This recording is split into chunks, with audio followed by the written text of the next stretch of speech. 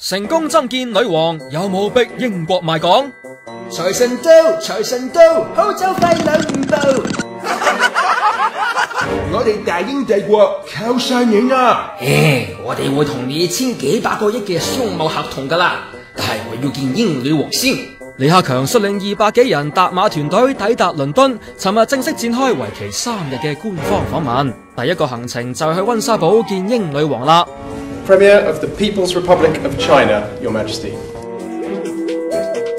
之前咪有報道話嘅，中方要挾英方，如果唔破例安排李克強見英女王就取消訪問，依家咪如願以償咯。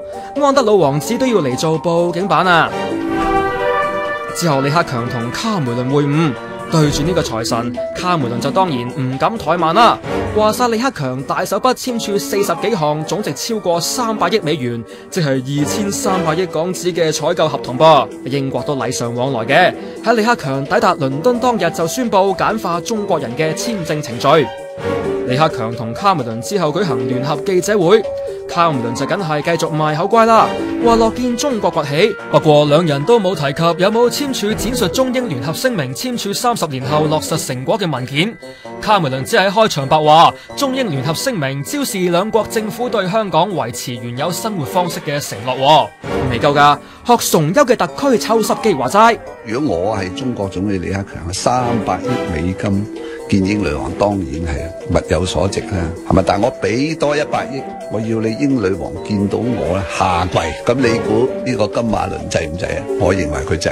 雖然講笑就咁講，但克萊格就堅持唔願意為錢叩頭啦。佢批評中共仍然大規模侵犯人權，又指中國仲係一黨專政同開放嘅民主對立，仲話中英商業合作唔代表英國唔可以關注中國人權啊。